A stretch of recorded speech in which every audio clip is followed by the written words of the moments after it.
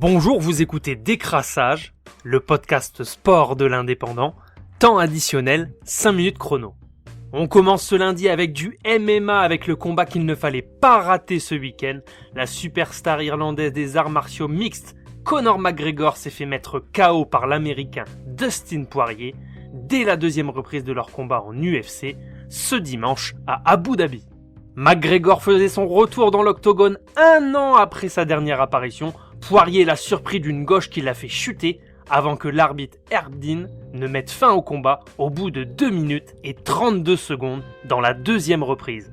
Une défaite surprenante tant McGregor avait dominé le premier round, mais malgré plusieurs touches, The Notorious n'a jamais envoyé son adversaire au tapis. De retour à la compétition après un break d'1 an, McGregor a annoncé en conférence de presse vouloir un rematch contre son rival Khabib Nurmagomedov, considéré comme le meilleur combattant du monde, lui aussi parti à la retraite prématurément suite au décès de son père. Dimanche soir 24 janvier, l'équipe de France de handball s'est imposée largement face au Portugal 32-23 lors de la 3e journée du championnat du monde de handball en Égypte. Les Bleus de Guillaume Gilles, avec 5 victoires en 5 matchs, ont réalisé une véritable démonstration après 2 matchs moins aboutis contre la Suisse et l'Algérie. La France, menée de 4 buts d'avance à la mi-temps, a réalisé pour le moment son meilleur match du tournoi avec notamment une très belle performance de son gardien, Vincent Gérard. Ils affronteront la Hongrie ou l'Espagne mercredi 27 pour une place en demi. Timothée Nguessan, qui revenait de blessure, s'est dit ravi de son retour sur le terrain. Guillaume Gilles, le sélectionneur de l'équipe de France, était content du match plein des Bleus. Une belle satisfaction, même s'il relativise, la France n'est pour l'instant qu'en quart de finale.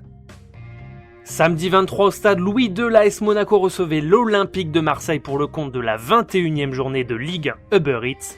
Respectivement 4e et 6e, les deux équipes s'affrontaient pour tenter de ne pas se faire distancer du podium, synonyme de qualification en Ligue des Champions.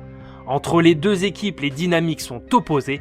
Les Marseillais restent sur 2 défaites consécutives avec seulement 2 victoires sur leurs 8 derniers matchs et sont au bord de la crise. Alors que Monaco n'a plus perdu depuis le 16 décembre et reste sur 3 victoires consécutives.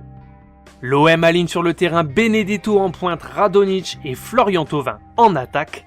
Au milieu, Cuisance, Pape Gueye et Léo Balerdi. Paul Lirola, la dernière recrue phocéenne, est titulaire et Steve Mandanda, le capitaine, est de retour dans les buts marseillais. Un Marseille qui fait un très bon début de rencontre puisque c'est Radonjic qui ouvre le score dès la 12e minute. L'OM se montre beaucoup plus en jambes que face à Nîmes et rentre au vestiaire en menant 1-0. Pourtant, la réaction monégasque ne se fait pas attendre après la pause puisqu'à la 47e minute, Maripane égalise suivi de Tchouaméni de la tête qui donne l'avantage à Monaco à un quart d'heure de la fin. Un but sur corner où Mandanda se troue littéralement sur sa sortie. Les Marseillais sont transparents en deuxième mi-temps et les rentrées de Payet, Germain et Arkadiusz Milik, le Polonais arrivé cette semaine en provenance de Naples, n'y pourront rien. L'OM s'enfonce un peu plus dans la crise et encaisse un dernier but de Jovetic sur coup franc à la 92e. Marseille perd de précieux points sur ses adversaires dans la course au podium. C'était Décrassage, le podcast sport de l'Indépendant, réalisé à partir des écrits de Mathieu Terratz et Johan Lemort. Bonne journée à tous.